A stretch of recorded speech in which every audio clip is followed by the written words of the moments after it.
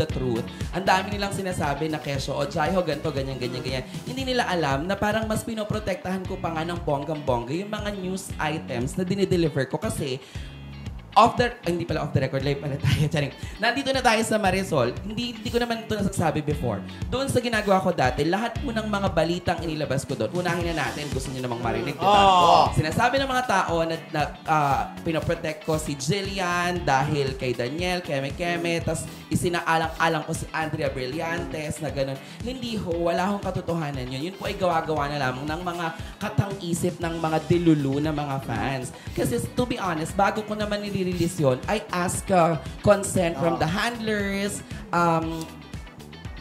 kay Richie, nagtanong din ako noon and everything. Yung kay Andrea kasi before, yung nakita ko yung sa post niya, dahil friends kami sa personal accounts namin, hindi ko na napigilan, hindi ko na natanong si Andrea ng consent. Kasi as a kaibigan, in good faith, ang pagkakaalam ko, hindi tama na nag-release si Richie before nung sa statement kay Tito Boy, na natutulog sila together, they sleep together.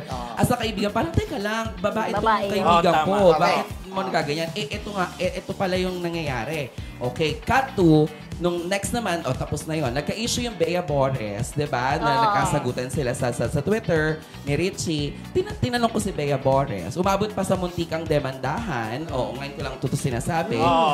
Umabot sa demandahan. Pero hindi naman din kami, hindi ako na-shake. Kasi syempre, di ba, once you posted something online, it's not your property anymore. It's the public property na siya. Unless nakuha ko yun sa close friends at nilabas ko yun. Hindi public siyang nakapost. So, you don't have the ownership already kapag naglabas ka ng ganong mga bagay-bagay. Second, when I ask you this, saying na ilalabas ko to sa programa ko, you said yes. Sabi mo, oo. Tapos the next day, magbabago yung isip mo na wag kasi ganito, ganyan. I don't know kung anong nangyari. Kaya kami, nilabas ko pa rin yung statement niya. And then si Richie, nung tinanong ko si Richie, ganun din. I have the screen audio recording kasi syempre I need to be safe also na hindi ko to ginagawa-gawa. Ito ngayon ko lang po sinasabi. May resibo talaga ako na parang bago ko nilabas yun, tinanong ko yung handler, tinanong ko yung Star Magic, tinanong ko si Richie, ikaw ang pa-apektuhan dito.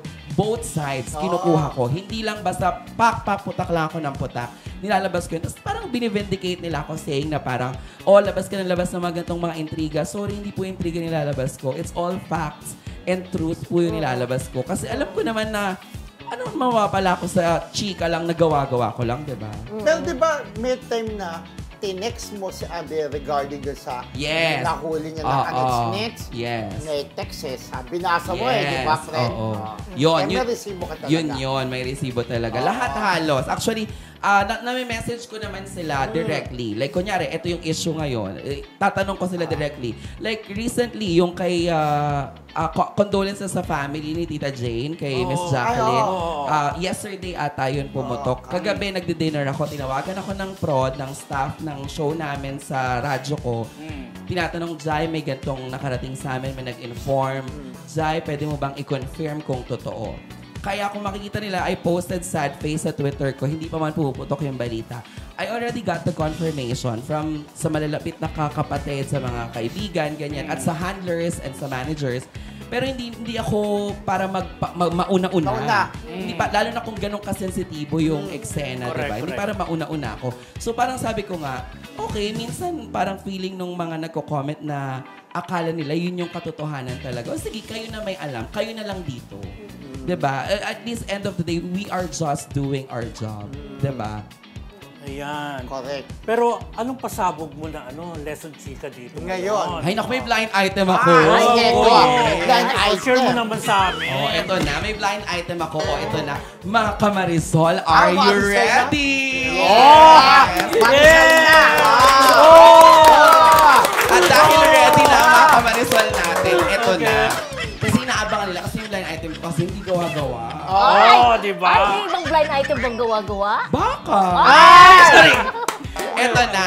Ang blind item natin for the day, mga classmates, as exchange student. Sino itong, considered as, sa network naman na yan, considered as prime actress din naman siya. Hindi rin naman siya totaling nababakante talaga. Okay. Supposedly, meron siyang gagawing project. Oo. Tapos parang ang eksena, okay na, planchado na talaga, ganyan. Cut to, dinedma niya. Okay. Sinabi niya, hindi ko bet. Mas bet ko ang international project. Kasi sa international project, malaki ang kikitain ko, hindi pa ganong nakakapagod. Tutik na planchado na. Yes.